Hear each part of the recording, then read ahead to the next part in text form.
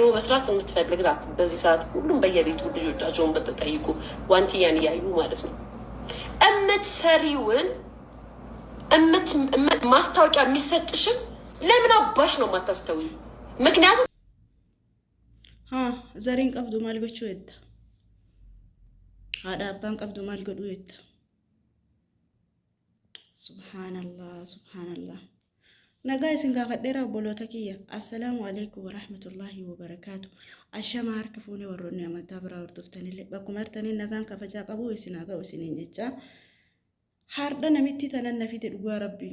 قافا أجندان وانتيا يروجل قبا وقادة بريخا إلي أجندا يسيتي تواي سينا دوبتشيسي. يا سبحان الله. وان برانجنو ربي سيها في سهندوما ولما قالت أفاور صداقنا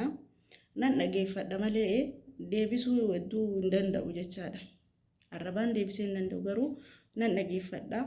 وانم نجدو يكايسا نمبيك ولما قالت وني يجو بربادو أني نمني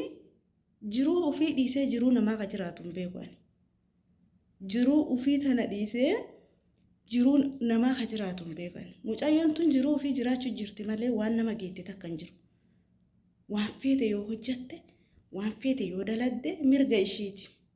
rabbiin uumamaanuu mirga namaa kenne namatu nama sarba malee mirga akka ittiin jiraataniif akka jiraatanii rabbiin mirga qulqulluu namaa kenne nama uumee garuu akka hin jiraanne kan nama godhu ilma namaati waan nama hin geenne haadha abbaa qoyi ka akkanatti akka saree tultullaa ganda keessaa nyakki jettu gaafa ajandaa mucattii tanaa jalqaba ka'ellee namtitti tana argiyan sooshaal miidiyaa kanarratti wanti yaa rakka duultu nama bira jabaan argine ka sheeriin jara na bira ga'uudha malee hin beeku wallahu alam gaafsan illee akkanatti nyakkifti wanti yaan bakki jirtu bakka bira ishiin bakki jirtu bakka bira mee maaluma tokkana nyakki isee gachisiisa yaa bani aadam yaa rabbii kiyya amma bar mucayyoon tu'usuu ilmoo ishii taatee bar ilmoo ishiiti bar wanti yaan amma ishiidhaaf ilmoodha bar akkamiin namni ilmoo ofitti nyakkisa qoy ilmi namaa kun haa jijjiiramu atta namni adaa namaa fedhu hin jiru rakkuma san keessa nama arguu fedha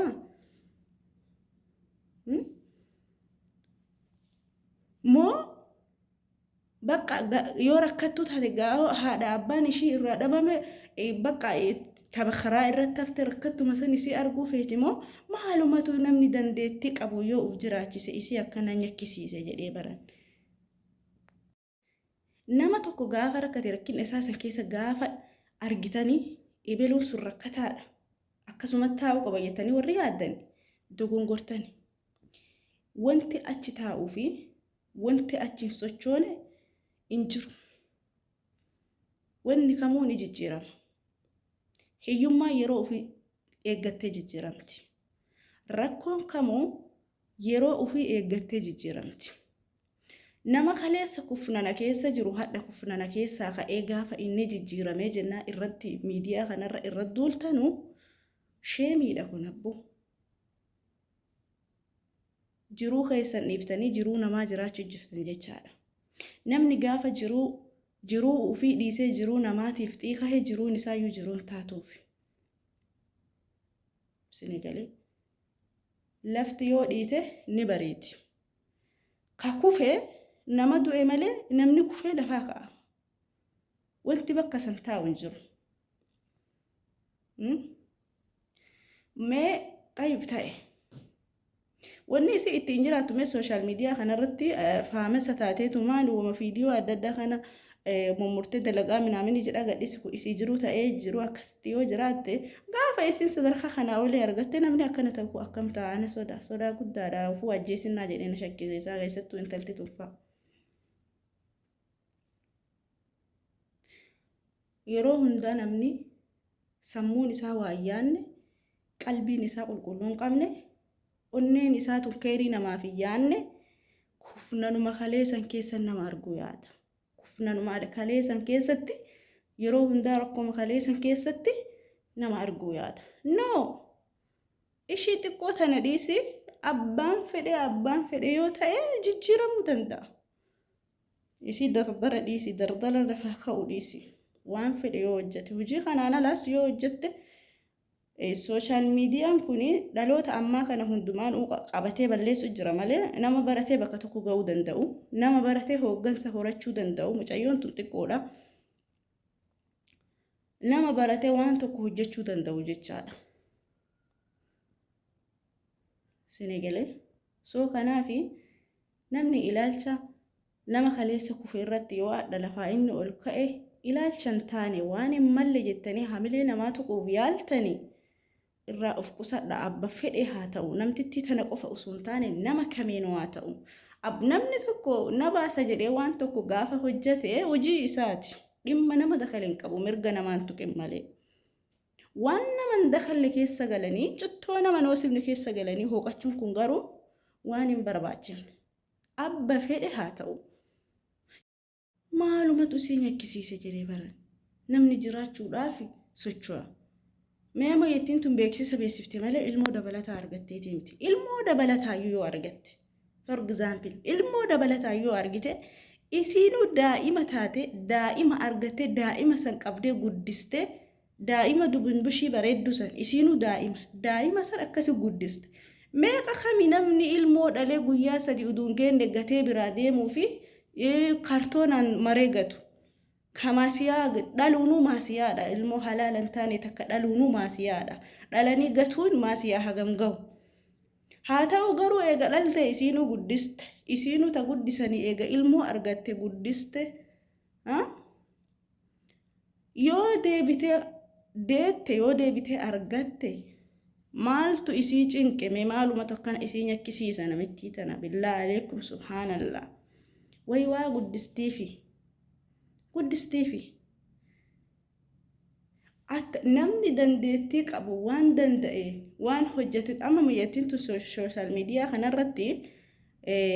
harakaatuma qullaa fi uumama kana daladdee fi feemasa jedhama rabbiin isii yaadisu malee garuu anama waan isin daladdu kana deeggaruu sun taane waan hojjettee jiruu ofiitiin jiraattu kana namni maa hinaafaadha malee waan isin taatu kana yaani qullaa akka fedhan ta'uu akka fedhanitti akka fedhan yaani qullaa ta'uu kana amantiin kennallee hin eeyyamu ani hin deeggarullee an deeggarsiisi isin jiruu ofii jiraachuu jirti isiif bisinesa isiif jireenya isii kana maaf jiraachuu dhooganii itti hinaafanitti haasofsiisa malee waan isin daladdu yookiin qullaa isin baatee akkanaaf akkana taatu kanatti isii deeggaruutti hin jiru deeggarsi kiyya jiruu ofii haa jiraattu jiruma isii san keessa maaltu nama galchee akkana qinqinii nama nasiisitu anan ajaa'ibe waan biraa osoo hin taane kanaaf jiruu namaa jiraachuurra jiruu keessa yoo jiraatta irra filatamaadha ani haasa'aa jiru adda namitti akkanatti haasoftu tanaaf haasa'uu jira fiidiyoo kiyya kana haadhaa kan ishtakalki mee yoo jiruu fi namni yoo jiraate ishtakalki jiruu fi jiraata namni ishtakalki akkana qinqinii taatime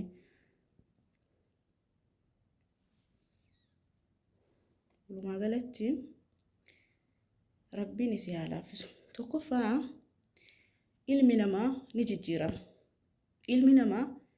kakufee achii nafu nama du'e malee nama jiruu miti wanni beekuu qabdan nama kaleessa rakkoo keessa argitanii rakkoo san keessa hafa jettanii namni yaaddanii dogongora guddaadhallee wallaalallee namni yaada akkasii qabdan namni ilaalcha akkasii qabdan nama tokko gaafa inni rakkate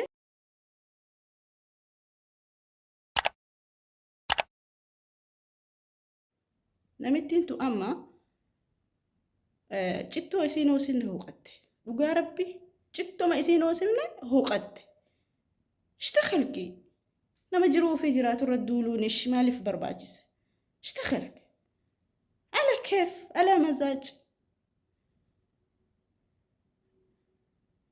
yaa rabbii kee wallaahi rabbiin rahmata isiniif haa godhu warra akkanatti waa'ee namaatiif jiruu namaatiif jala deemtanii qinqinii godhattan kan walumaa galatti